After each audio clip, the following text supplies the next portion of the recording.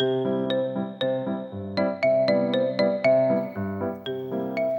家问千万字，逐工要甲大家做伙来拜一日。今仔日要甲大家详解这一日，咱做伙来看到，这日就是杯宝碗杯第一条。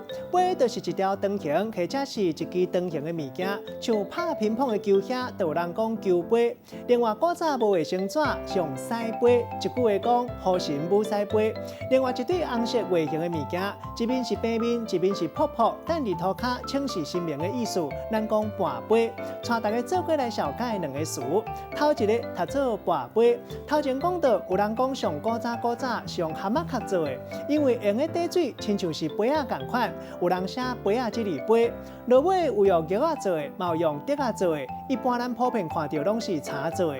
第二个词读做象杯，嘛有人读做神杯，就是盘杯的结果，一个是正面，一个是倒面，代表讲神明有答应有稳准，嘛代表是好结条。若是两个杯拢变过来，咱讲笑杯，代表神明无认同，用个搁再定盘杯。若是两个杯拢是正面磕条的，咱讲阴杯，代表无好唔对。咱用一句话来举例，甲这两个词夹做伙。比如讲，咱讲心思无定，抽签算命。阿明来到庙里拜拜盘杯问神明，结果跋到象杯，互伊心头掠好定。今仔日小解这一日杯提供予大家参考。